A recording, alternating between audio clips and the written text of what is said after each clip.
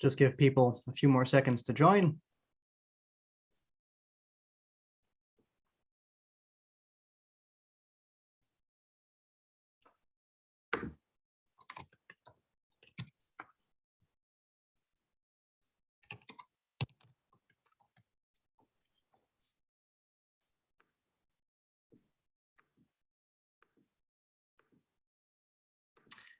Well, good morning to those of you across the pond, and good afternoon to those of you in Europe. My name is Zach Pakin, and I'm a researcher in the EU Foreign Policy Unit here at the Center for European Policy Studies.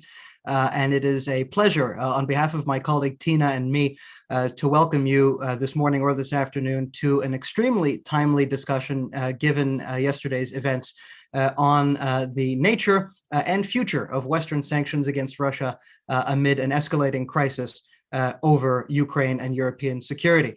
Without further ado, we've only got an hour, so allow me to pass it off to my colleague Tina, who'll be moderating the first segment of this session this afternoon or this morning. Tina, over to you. Many thanks, Zach, and many thanks our audience on YouTube, on Zoom, on social media. We're very happy to discuss this topic with you.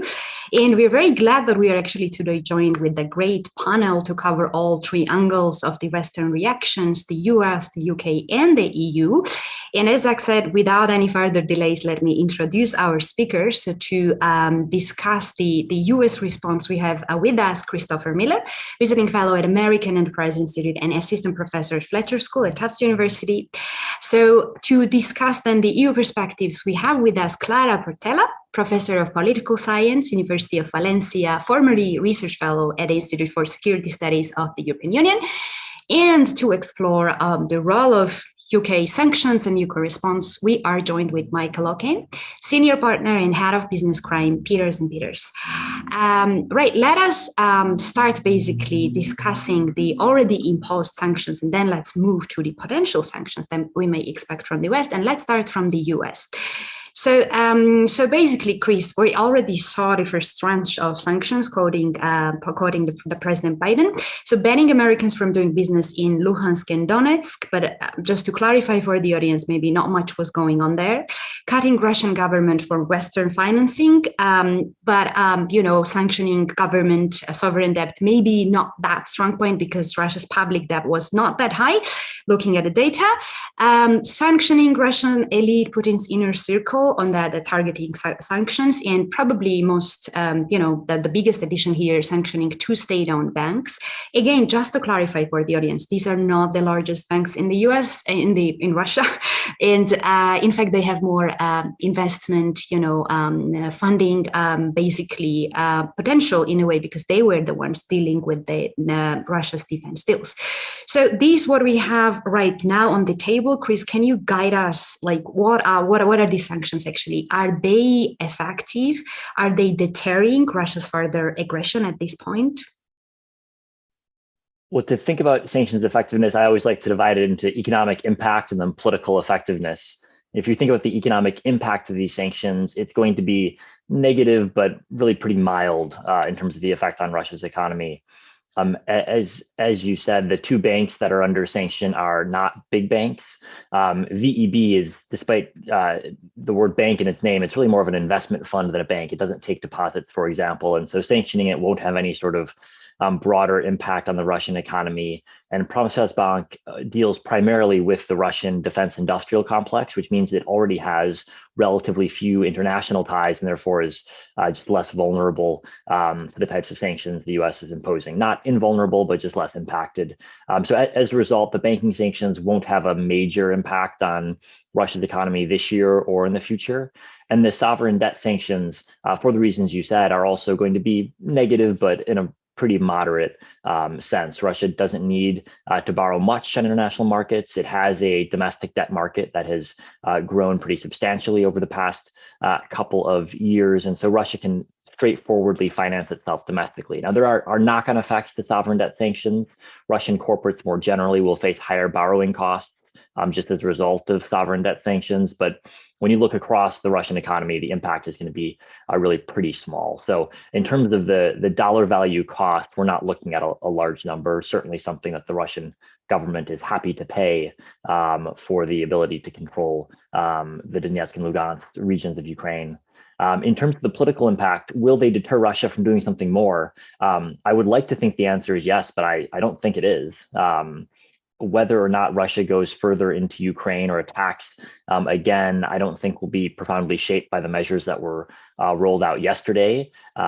They might suggest to Russia that the Biden administration is willing to take tough steps, but actually yesterday's sanctions weren't all that tough. And so if you were trying to convince Russia that you were willing to take really dramatic steps, the sort of devastating measures that Biden has promised, yesterday's sanctions don't look like we're on the path towards anything all that devastating. And I believe the Biden administration when they say that there are tougher measures down the road, but I think by starting with something that's so mild, what they're signaling is that the next step will be slightly less mild rather than very devastating. So I'm afraid that we haven't deterred Russia. Of course, we're gonna have to wait and see what Russia does to get the final answer to that question. But looking at yesterday's sanctions and looking at what Russia is still doing, still threatening Ukraine, escalating its demands, this doesn't look like a situation where we've achieved the deterrence we were aiming for.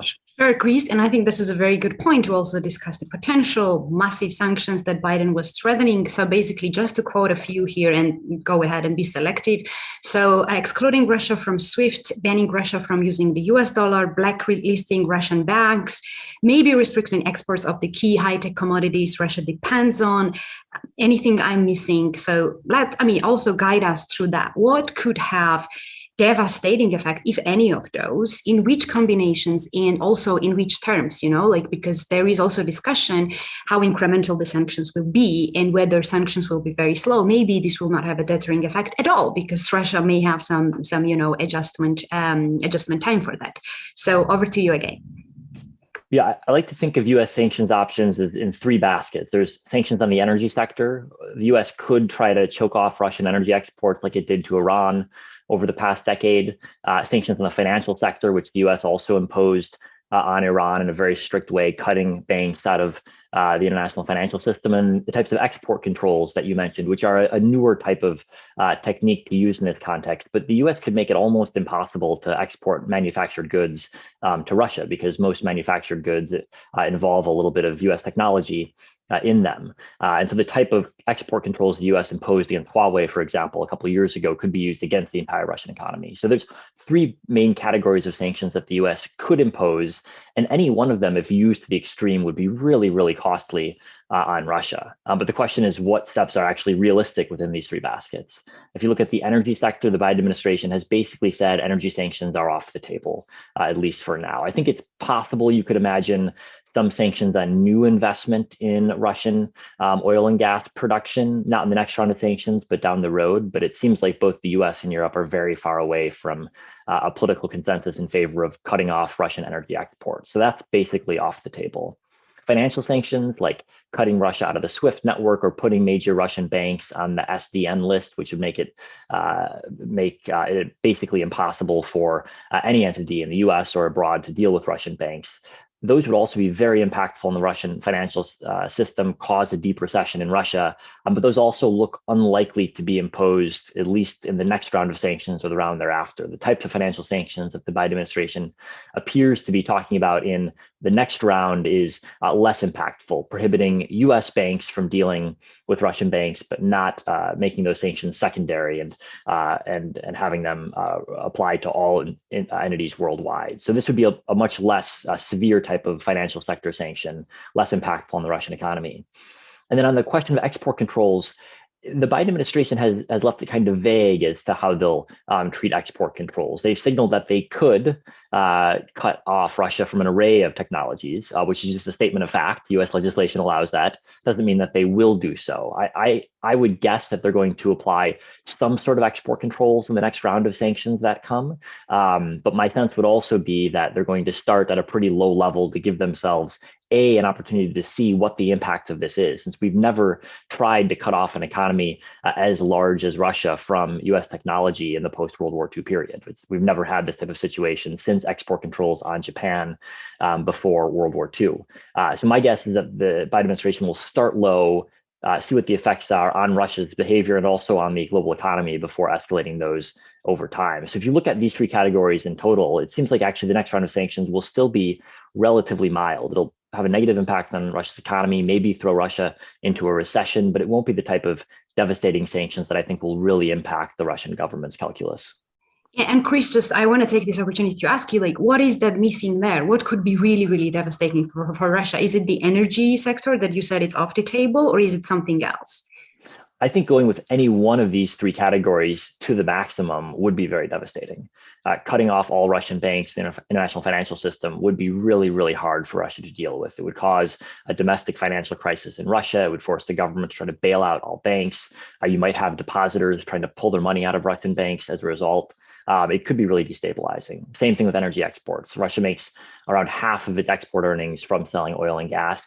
Internationally, if you add a couple other commodities like coal, you can get closer to 60 or even 75% of Russian exports. All that is in theory sanctionable, but it looks to be off the table right now. And similarly with export controls, you could crush Russia's ability to import goods if you wanted to, but the Biden administration doesn't look like they're going to go there anytime soon. I see. Maybe we'll come. I'm sure we'll come back to you. Let's just like not take more time on the US for the time being. I'm sure there will be a lot of follow-up questions from the audience, from me, and also from Zach. Let us now move to the EU. Let me invite Clara to now join the discussion. Now, compared to the US, I think that very good. The data to present here is like EU has like 3 times larger trade going on in Russia, basically because of the main commodity, which is energy trade, right? And then that was making huge headlines of the EU's dependence on Russian gas and Russian energy. But let's still go over what we have right now on the table. So personal sanctions, basically announced yesterday. Some banks, 351 members of the Russia's Duma, which recognized the independence of the rebel-held regions, and also restricting Russia's ability to raise capital on the EU's financial markets. It's already was there. Banning trade between the EU and the 2 separatist-held regions. Also, this is nothing new. We witnessed something like that already from 2014. And probably the biggest news was here, Germany, that put on hold the permission for Nord Stream 2. And I think you're a very good person to ask you, like, what EU has learned over its, nearly a decade-long, crafting sanctions against Russia. What we saw, it basically learned that probably at the first place, building Nord Stream 2 was not the best idea. But also for the audience, we're talking about something that is not yet functional. This is a sunk cost, like 10 billion that it took to build this pipeline, but this is not actually functional. So I think, like, for me, as an average citizen, also I would care, like, is it actually you really ready to sanction the energy trade with Russia that is already ongoing? And what is the knowledge that EU has gathered over the past decade, also with sanctioning Belarus, the other countries in the region, that EU could increase the leverage and deter Russia from the further aggression? Thank you very much for these questions. I think, I couldn't agree more with Christopher concerning the calculus that was behind the crafting of the strategy. And it seems to me that in the case of the EU, we are also in front of not just a well-defined strategy, but a strategy that builds on its experience in the past. So if we take a look at the individuals, the entities, and the overall rationale of the sanctions package, we can see that the EU is clearly following the idea that it needs to penalize those that are directly involved, those who bear direct responsibility or are directly involved in the funding of operations that are relevant to the violation at hand or the situation that it wants to address. So here we basically have a totally standard or typical calculus, in the sense that particularly when it takes a first step, it makes sure that it is clear at whom the sanctions package is directed. What this implies is that the idea is not to target the main vulnerabilities. The idea is not to do harm. The idea is not even to maximize harm. The idea is to single out who is responsible, to point with a finger to those specific individuals and to try to put in place measures that constrain them or that publicly expose them as being responsible. So this might not be the calculus that is behind the most impactful or the most effective strategy either. But the protagonism is actually for those that bear responsibility. That's the main focus at these states. So this is why this is one of the reasons why we have a mild strategy, or we have mild measures. Also, because replicating the idea that was already formulated by Christopher, the whole, I mean, this is meant to be a first step, and ideally it should stay there. It shouldn't, there shouldn't be any need to go further. So the idea is to start low, to be relatively friendly at these states in the hope that this can deter further escalation. Now, whether it will work or not, or whether we are operating in a situation or against a target that is particularly susceptible to process this message in the intended way, it's a different thing. But to start with, it is quite deliberate that the measures are mild, and that even the next escalation step will be milder. Well, not milder, sorry, it will remain mild. Nobody in Europe wants a devastating effect on Russia. Nobody wants a Russian economy that becomes unstable.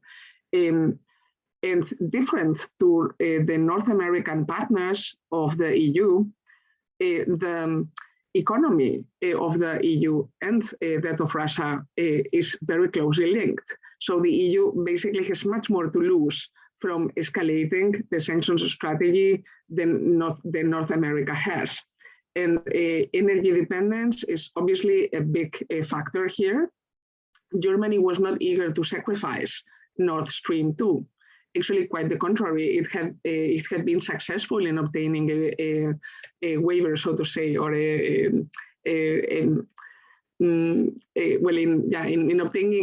obtaining a scaling down of the sanctions imposed by the US with extraterritorial effects.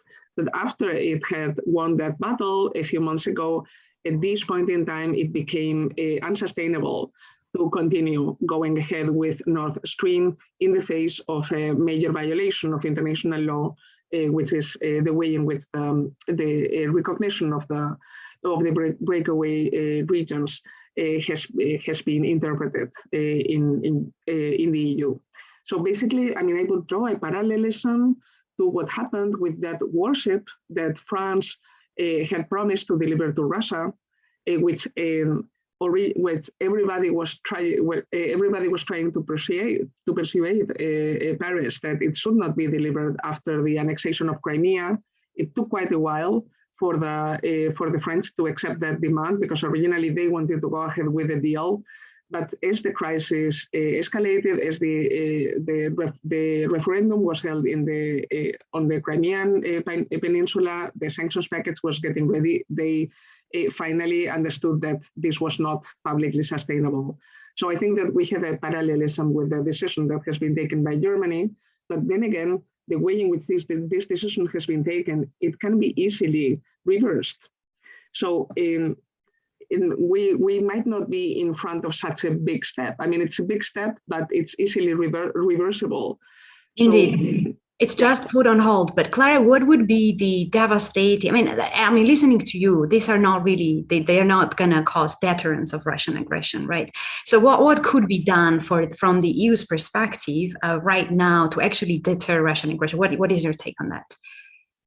Well, I think that the calculus of the EU is not completely mistaken, because by giving this signal that the EU is ready to go ahead with sanctions, that it is cooperating very closely with the other Western partners, well, basically the sanctions have been have been formulated in the context of the G7. So it is already giving a very clear signal of resolve that it is going to go ahead with more sanctions if the situation escalates. And this actually a chance that it will not escalate further.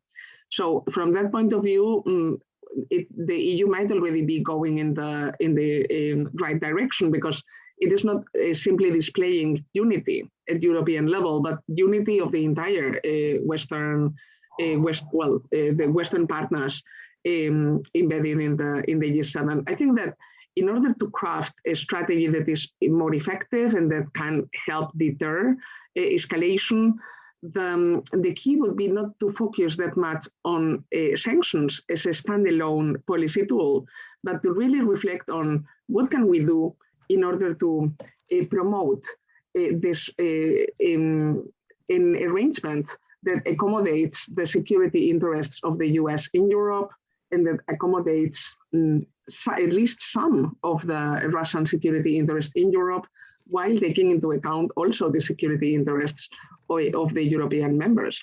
Because probably one of the biggest challenges of the EU in the context of this crisis is that the whole thing has been initiated by Kremlin's calculus by the Kremlin, or an operation by the Kremlin, to artificially foster a crisis that was not unfolding in the absence of its own action.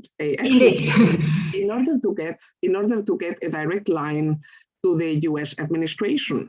They wanted to discuss European security architecture with the US. So Brussels or in Europe was not meant to be an interlocutor in any case. The idea was really to target Washington. So thanks to the activism of Macron, well, not just as one of the most important leaders in the EU, but also somebody who he happens to come from the country which holds the presidency at the moment. Thanks to his activism, he has managed to carve out some role for the European Union, but the European Union was not meant to be at the table at all. On the side. Indeed, Clara, the EU was indeed sidelined. I think we are just now a bit moving towards already the next session on the geopolitics. So maybe let's stop here, because no worries, that we very much appreciate your feedback. Indeed, so that was also our intention, to split the debate in a way, start with the nature of sanctions and then move to the geopolitical implications. But I'm sure Zach will pick up the things you've said. Just let us basically now move to Michael and explore the nature of sanctions from the UK standpoint. So what we have on the table, Michael, so the freezing assets of 5 Russian banks and 3 Russian billionaires, speaking about the richest men of Russia as well, travel bans on them. What else we have? I think also Russian parliamentarians who voted to recognize the 2 rebel-held areas as independent last week. And as we have you here, on the business crime hardcore lawyer, I think I just really want to take this opportunity to ask you first, obviously, what these sanctions mean, how severe they are. And the second one is UK doesn't really have a, let's say, long track record in sanctioning international corruption and tax frauds, right? We saw that last year coming. We saw that in Pandora Papers that basically says that it's very, very difficult to identify the owners of the assets and property owners in the UK because they don't come under individual names, right? They come a lot of overseas companies. So what's your take on that? It's great to see UK acting very actively in that, but what is the feasibility? How easy it is indeed to then implement this individually, meant to be individually in the individual sanctions. Over to you, Michael. Thank you very much indeed, Tina. And I've listened with great interest to what Chris and Clara have said. As this is a debate, I genuflect before their much greater experience in these areas than me as a humble criminal lawyer. But I don't agree with some of the things that have been said. I represent a lot of Russian clients. And now do a lot of work in the sanctions space. And it seems to me, I'll come on and answer your question, and Tina, in just a moment about London. It seems to me as though the fundamental problem we have is that the European Union, the United States, and the United Kingdom are democracies. Russia isn't. And as a consequence, the elected leaders in our countries rely on the support of their populations who vote them in. If energy prices start going through the roof and the cost of living starts going through the roof, which is happening across all of these countries, politicians are going to get very nervous about being voted out. And I think that is a massive calculus that Putin is relying upon. Now, in terms of, what's going to happen in the UK, can Russia be deterred? I fundamentally doubt it very, very much. First of all, I say that because there's a big question mark as to whether we are dealing with rational decision makers in Moscow. For those who witnessed what's been coming out in press reports, the Security Council meeting in Moscow over the last 48 hours, a lot of the statements are questionable in relation to the degree of rationality that's being applied to the situation. Therefore, irrespective of whatever is done in the United Kingdom, I am doubtful as to whether it's going to have a significant impact in Moscow. In terms of London, let me just say this for a moment. Obviously, London is a global financial centre, one of the leading ones, if not the leading global financial centre. As a consequence, the London Stock Exchange is attractive to all sorts of global companies, including Russian companies. There is currently about £450 billion worth of market value assets on the London Stock Exchange held by Russian companies. And many of those companies are companies that we know very well, whether it's Gazprom, Sberbank, the major Russian entities. So at the moment, they are completely untouched insofar as the recent sanctions are concerned. The measures announced by the Prime Minister in Parliament yesterday have been described in the Financial Times today as the equivalent of bringing a pea shooter to a gunfight. So what we saw was that 3 Russian oligarchs, who are already the subject of US sanctions and have been since 2018, now the subject of UK sanctions, query whether they have any assets in the United Kingdom or any intention to travel to the United Kingdom that's going to cause them pause for thought.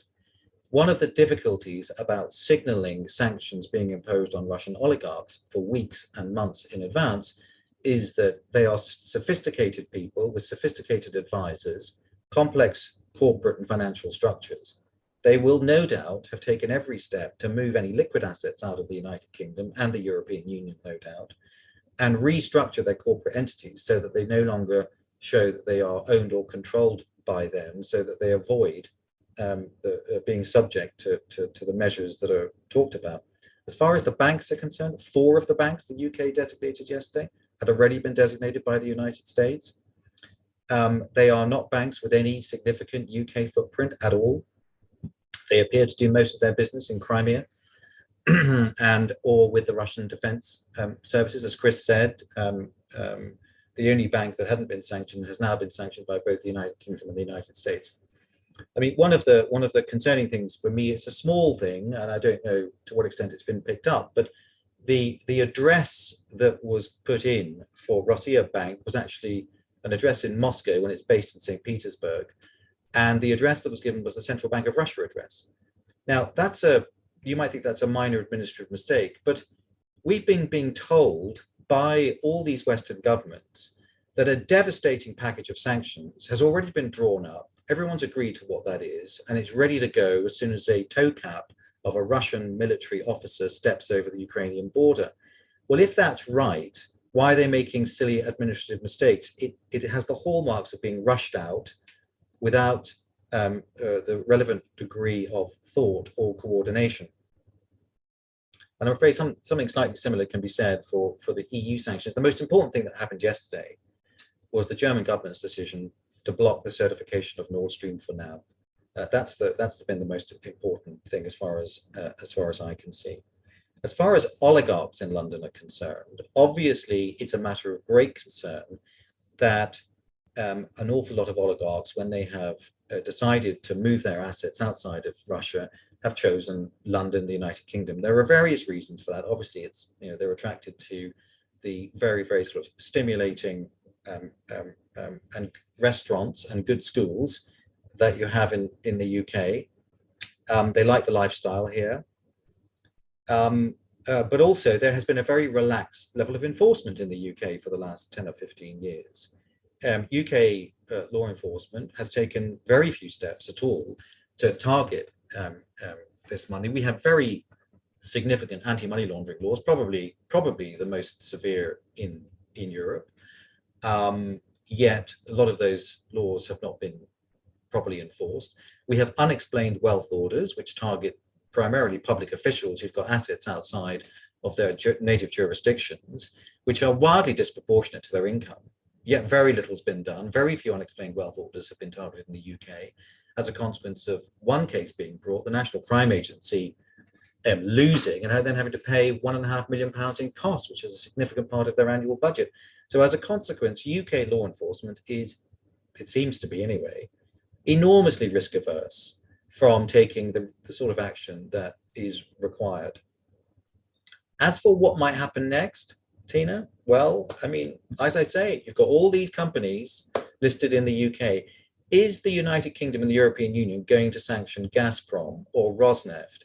I don't think so, because that's going to have a massive impact on any supplies to the European Union. You know, if you're a football fan and you tune into the Champions League, as I do on a Tuesday and a Wednesday evening, sponsored by Gazprom. So these companies have attained for themselves a high degree of commercial legitimacy within the European Union and elsewhere. And as a consequence, they are, no doubt, very, very interwoven with all sorts of EU banks and commercial entities. So I think that's extremely unlikely. But also, Michael, like from the energy dependence you just mentioned, like UK is far less dependent than the EU is, right? 3% of UK energy. Exactly. As opposed to 90% of Hungary's. Yeah, no. So or Italy, or yeah. So I think UK should just go more easily on that. Don't you anticipate that? Well, I mean, I was surprised at the UK sanctions yesterday. I was surprised and disappointed because the UK has post-Brexit the flexibility to do what it wants. The problem, one of the problems with the European Union is it's only as strong as its weakest link. And as a consequence, when certain jurisdictions are heavily dependent on Russia for energy, they are the weakest link, whereas the United Kingdom is not. However, when the UK issues sanctions which are so modest and unambitious as they did yesterday, it does call into question the UK's appetite for really being more muscular as far as Russia is concerned. I mean, the Financial Times normally has an editorial split into two subjects. Today's editorial is the first one in years. The entire page is devoted to Ukraine. And what it says is that the West has to impose much stronger sanctions on Russia now and not wait. And we've seen this, time and time again. Final point, sorry, I've said a lot, but final point on the oligarchs. Is it really the foreign policy objective of certain governments of the West that if they sanction a whole bunch of Putin's friends so that they can't send their children to school in the UK, that they're going to get on the phone to the Kremlin and say, because I can't send my 2 children to Eton, please can you withdraw your troops from Ukraine? It's fanciful. It's fanciful. And quick query whether or not the people who are actually being sanctioned are close to President Putin, because I'm not sure that is actually something that's been made out. Well, many thanks, Michael. I have more follow-up questions, but I'm afraid at this point we should move to the next session of the panel. So over to Zach. Thanks very much, Tina, and thank you to our audience as well who've been asking questions using the Q&A function at the bottom of the screen. We're running a little bit behind, so we're going to do our best to get to some of those questions in the final 5 to 10 minutes of the panel. But I invite our panelists as well, if there are any of those questions, that particularly stand out to you or appeal to you, please feel free to type a response as well to members of our audience. Back over to Chris now, and a reminder, by the way, to our audience that our panel will be ending at the bottom of the hour. Over to Chris again now. One of the central themes throughout this entire process since the crisis began, the acute phase, I should say, of the crisis began in late 2021, has been the importance of highlighting Western unity, transatlantic unity, unity among EU member states, certainly from a diplomatic perspective. And yesterday, we certainly saw a great deal of coordination and unity in terms of messaging and in terms of sanctions on display, in terms of the sanctions that were announced. Unity is highlighted as being very important in terms of highlighting the efficacy of the sanctions. Basically, it is the sine qua non of the efficacy of such sanctions. But in the diplomatic realm, we haven't really seen that. We've seen a great deal of coordination and unity on the diplomatic phase of this crisis over the past several weeks and months, yet this has not deterred Russia from taking military action against Ukraine. So how important is Western unity in fact? Does it actually help at all, or does it only encourage the Russians basically to bypass the Europeans, to talk directly to Washington and basically attempt to drive a hard bargain? Yeah, I think that's a good question to ask. I mean, I don't think anyone would say unity is a bad thing. Disunity is something to be avoided, but it does seem like there are a lot of Western leaders who are judging their performance based on their amount of unity rather than achieving their policy goals. When it comes to sanctions, it's interesting because actually you don't really need unity. US secondary sanctions are powerful enough, as we saw vis-a-vis Iran, that it doesn't actually matter what other countries do. The US can more or less get its way and force European companies to follow the Treasury's edicts. That's uncomfortable. It's not what allies like to do to each other. But I think it is the reality of how the sanctions work today. So I guess I agree with the premise of your question, Zach. I'd rather have Western leaders judging themselves a bit less by the unity achieved and a bit more by policy goals achieved. And it seems right now we've got a lot of unity and not much success on the policy front. Another question on the Russia-China relationship in particular. What do you think is Putin's backup plan in the event that Western sanctions do actually end up biting? In your view, do you think that Chinese economic assistance can adequately compensate Russia and help it weather the cost of some of the sanctions imposed by the West? And sort of as a follow-up to that, do you think that China will drive a hard bargain, in any talks with Russia on the economic front, on the energy front, et cetera? Or rather, at this point, do you think that Beijing's calculus is more that China needs to maintain good relations with Russia, given that China's security environment isn't exactly rosy these days either? Well, I think if sanctions do escalate substantially, where they start imposing a real cost on the Russian economy, the number one strategy of the Russian government is to batten down the hatches and making sure that no one has the ability to effectively complain about the economic status quo. And that's been the policy over the past decade in Russia. Inflation-adjusted disposable incomes have declined over the past decade, almost every single year, and yet there's been no meaningful political dissent because it's gotten ever more dangerous to do so in Russia. And I don't see a reason why that strategy won't keep working for the Kremlin, at least for a couple more years. So if sanctions escalate, that's, I think, strategy number one. But turning to China will be part of Russia's strategy. To a certain extent, this might work.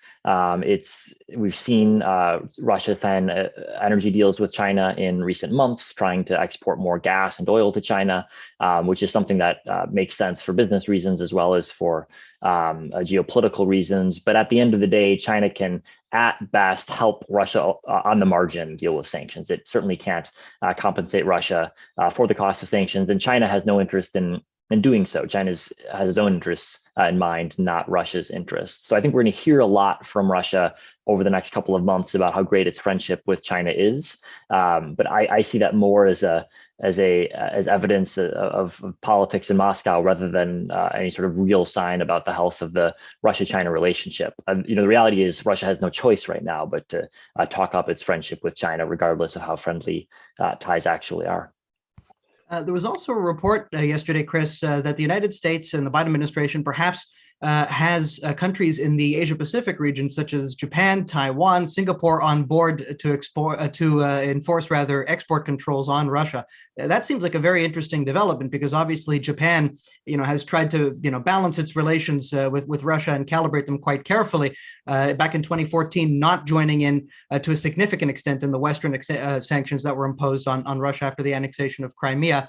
Obviously, Japan's strategic calculus in the strategic triangle featuring itself, Russia and China, is to ensure that Russia does not get too close to China. So this seems like quite a substantial development. Can you tell us a little bit more about that and what it might imply for the future regional order of the Asia-Pacific or Indo-Pacific region?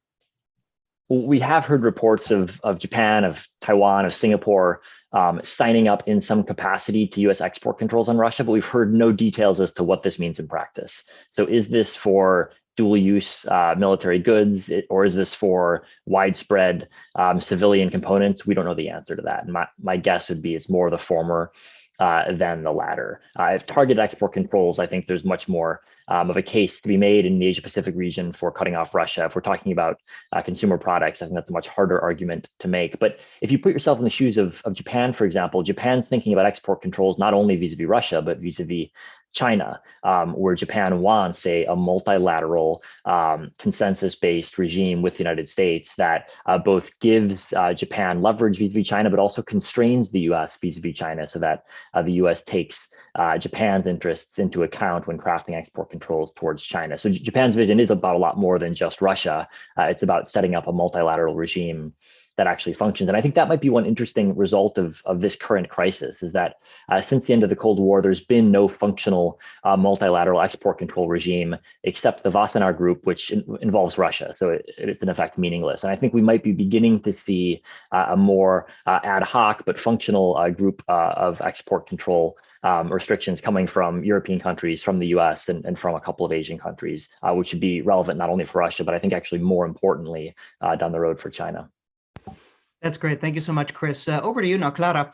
I was wondering if you can help us understand a little bit more about the retaliatory measures, economically or otherwise, that we can expect from Russia at this point in time and what their impact on Europe will be. Obviously, after we saw that the certification of Nord Stream 2 was put on hold, we immediately saw Dmitry Medvedev respond by saying, get ready to pay more than twice as much for natural gas. Is this something that Europeans are prepared to weather at this point, do you think? Tell us a bit about the European Union's resilience in that sphere. Well, I don't think that there is much information around as to what these sort of retaliatory measures might be. But I mean, the advantage the advantage with which Russia is playing in this specific crisis is that it was actually Russia that masterminded the crisis, so it could calculate how is the EU going to respond? What sort of sanctions can they contemplate? So they probably have a plan already for what they want to activate. And I mean, as we saw with the Ukraine crisis of 2014, the response, the sort of sanctions that they put in place justified as counter sanctions were actually meant to be protectionist measures for the agricultural sector that they wouldn't have been able to otherwise install in the framework, due to the framework of the WTO, to which they had acceded a few years ago. So I wouldn't be surprised if they already had some plan as to what sort of measures they would like to put in place. What I'm most worried about in this specific crisis is that the idea of imposing the sanctions, and I think that this very much underlies the calculations that we make, or our own treatment of the topic. The idea is that we tend to assume that there needs to be some substantial economic harm to the sanctions before they can be effective, before they can alter the calculus of the target. And I'm not sure that things are meant, they do not, I'm not sure that things work that way in this context, because we have no surprise effect on Russia. So they were expecting exactly what was happening. So a mild start with some limited measures that are easily reversible, that are easily upgradable if necessary. So they are prepared for that. And they are also aware of where are the red lines and what sort of reticence European countries or Western European countries have in terms of touching the energy nerve. So I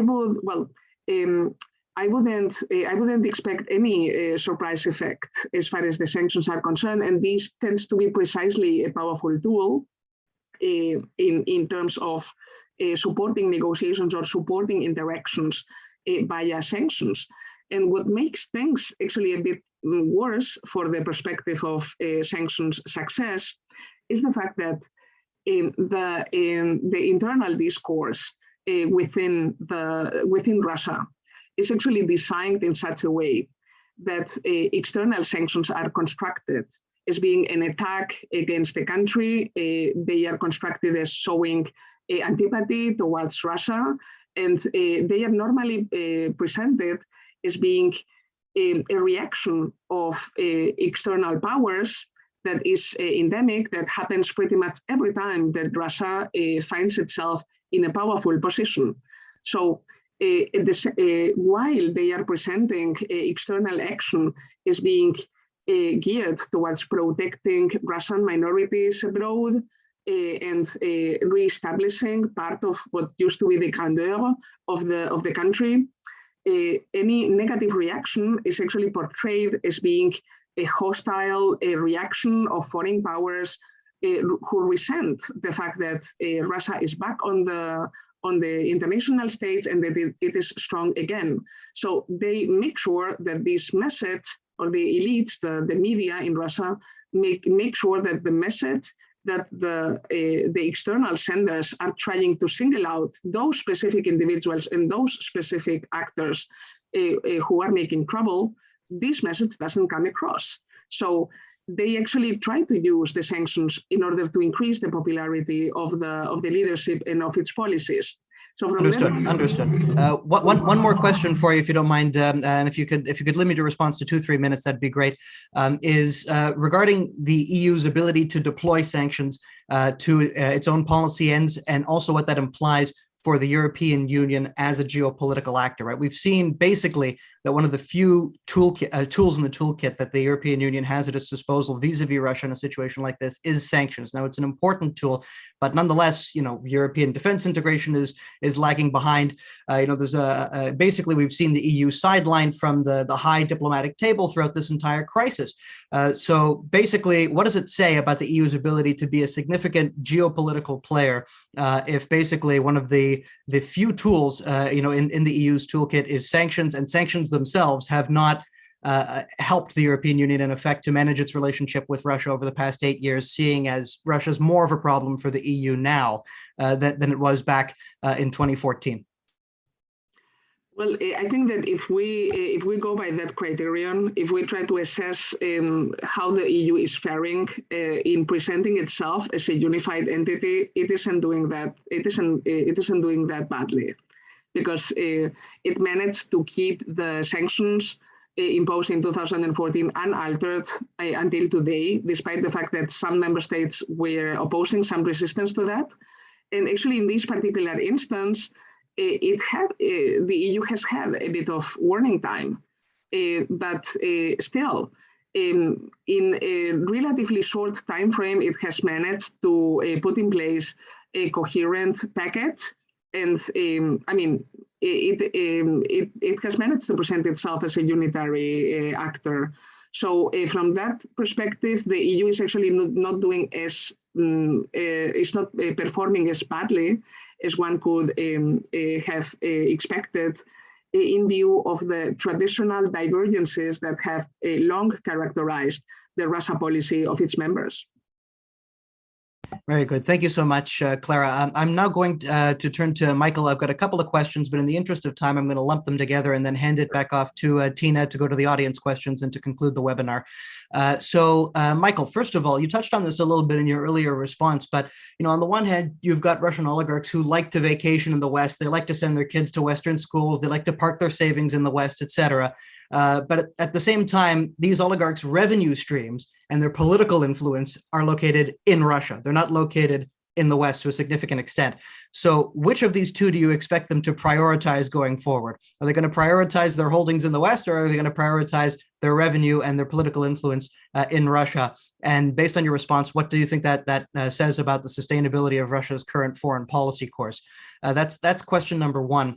And then question number two, I'm wondering if you could speculate a little bit about the future of cooperation between the United Kingdom and the European Union after this crisis. Obviously the UK and the EU have had a very troubled relationship in recent years, but we saw Clément Beaune just recently, the French European minister, say, sure, we have disagreements on other fronts, but on this issue, on the issue of Ukraine, European security, there's nothing but solidarity between Brussels and London. So do you think that this crisis genuinely represents an opportunity for the UK and the EU to, repair their relationship, cooperate more on foreign and security policy more generally, or rather do you think that there are continued differences on issues related, for example, to the European single market, and Britain's vision of a global Britain, et cetera? Is that going to make that too hard? Will there be too many differences still in the core narratives and interests of the two parties?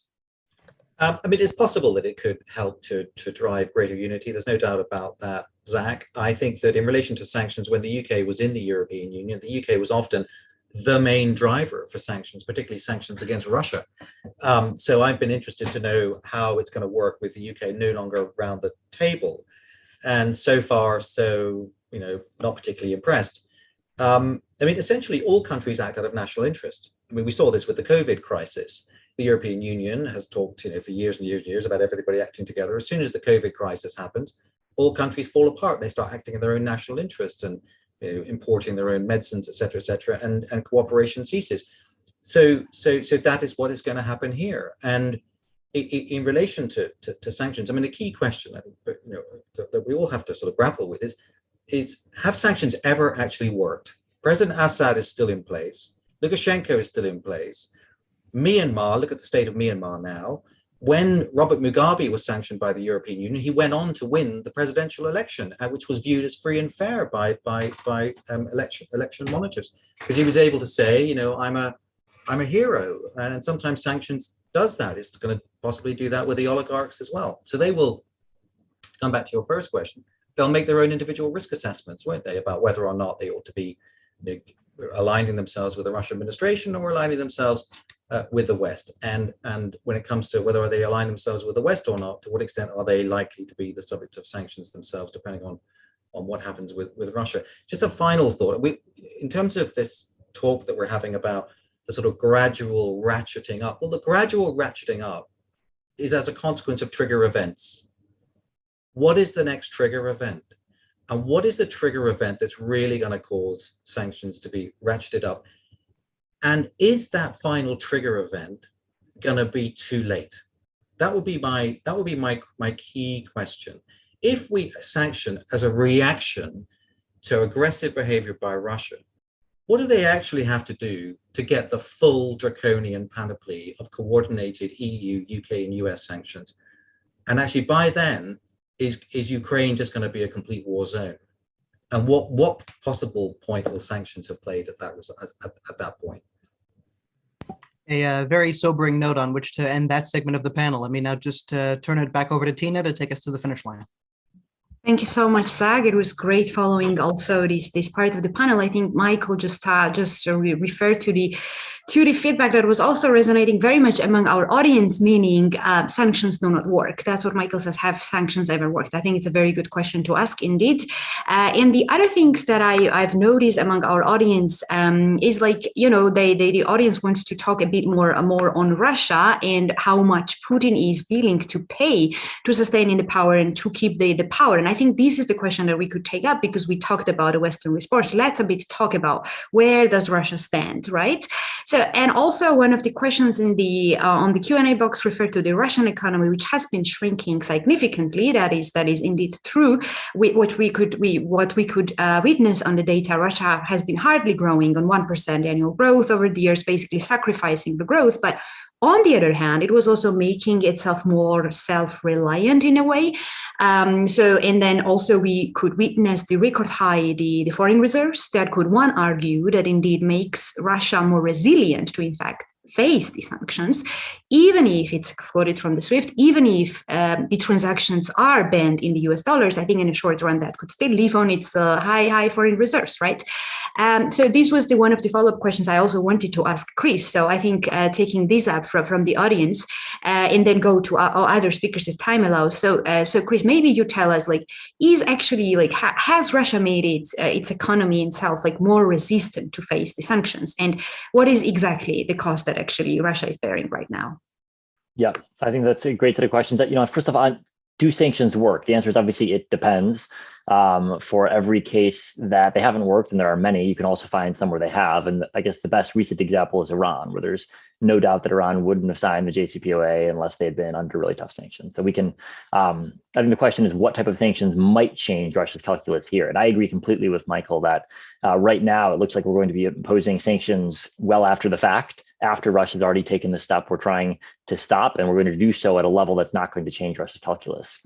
It's abundantly obvious that the Russian elite is willing to pay 1, 2, 3, 4, 5% of GDP for the right to control Ukraine. That's a really large sum of money. 5% of GDP is measured in the several hundred billions of dollars. So if you want sanctions to work, you've got to impose sanctions that cost more than that are more than the price Putin's willing to pay for Ukraine, which is a really, really large number. So I think we're right to say that small level sanctions won't work. They didn't work in 2014 at getting Russia to leave Crimea or the Donbass. They're not going to work now at deterring Putin from invading Ukraine. I think if we get lucky and we don't get another Russian attack on Ukraine, it won't be because of sanctions threats. It will be because Russia judges the military costs too high of whatever it's about to potentially undertake. Does that Many mean thanks, sanctions? Chris. Maybe also one final question again. Sure. That doesn't mean we shouldn't think about sanctions. It just means that we should think about the right magnitude of sanctions to have an impact. And as Michael says, there will be a domestic cost, but we're looking at the biggest war in Europe since 1945. So we should be willing to think about what costs we're willing to bear to avoid that. Sure. Michael, would you wish to actually add anything? Also to you, there was one question that mentioned also the passports that Russian oligarchs have received in the UK. There's something which I just noticed we didn't mention. Indeed, UK had I remember this system in place, basically, that given investment, they would get a permanent residency and a passport and so on. So, well, all I would say about that, it's gone relatively unreported. That is a much more stringent measure than the measures that were announced yesterday.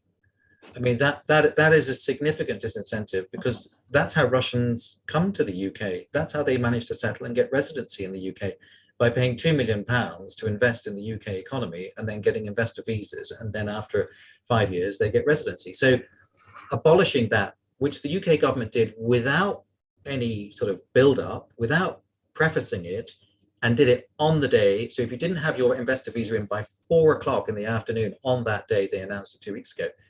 That's it, you're toast. So, I mean, I think that's had a very significant impact. Can I just jump in with a quick follow-up for Chris, actually, about basically the fact that this is going to, basically everything that we're going to impose will have been imposed after the fact. Obviously, this is a hypothetical question at this point, but, there were certainly calls, including coming out of Kiev earlier in this crisis, to impose massive sanctions immediately as a preemptive measure on Russia. With hindsight now, seeing as basically the consensus around the table seems to be that whatever measures are going to be imposed and the level at which they're going to be ratcheted up is not going to be enough to change Russia's plans, perhaps even to launch a full-scale assault on Ukraine. Should we have in fact launched a much more significant preemptive sanctions assault on Russia, or actually would that have removed the deterrent logic of the sanctions altogether? Would that not have made sense? Chris, can you help us work through that? Yeah, I think we ought to have. Right now, Russia thinks we're going to impose sanctions that cost Russia in the billions of dollars, which is an order of magnitude or two less than would actually shape their calculus. So to actually begin affecting how the Kremlin will make foreign policy, we need to let them know that we're serious, and right now we're not, about imposing substantial costs rather than small scale costs. Gotcha. Thank you very much. Tina, over to you if there's time for one more question. Yes, and I think we like the feedback from Clara. So Clara, would you like to add here anything, maybe as a follow-up to Zach's question? I just wanted also to resonate, the voice of the region, because Ukrainian audience, I can see they're following us. We are talking about, we are discussing sanctions, but we're talking about the lives of millions of people. Okay, 40 million people, right? So this is not a simple game, and maybe some would say that it's definitely worth bearing a lot of cost as long as we can still save further aggression. So Clara, maybe you would have a take on that? Well, I do not see what we would have gained from starting with the imposition of sanctions before the wrongdoing had taken place. How do you justify that? At least from the point of view of the European Union, the idea of imposing sanctions is always in response to a wrongdoing. Otherwise, you are responsible for a wrongdoing. You are contravening international law. You're breaking the law. And what is worse, you might be breaking the law without actually achieving anything. Would the sanctions have deterred Russia from doing what, from recognizing the breakaway regions? I think that the consensus is probably not. So what would have been the gain of following such strategy? Thank you.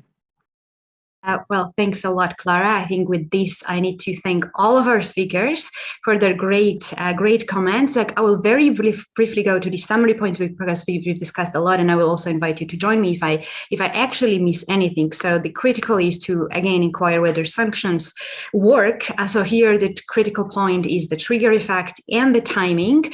Listening to Chris, so any sanction on economic, financial exports, which can get more functional, that like going full to the full package of any of these can have devastating effects on Russia. So we will just see what goes ahead with that. And on the UK, so far, very, very mild, as from the EU and as from the US. But maybe there is a hope that UK can become more effective in tackling all that's been going on with the links with Russia.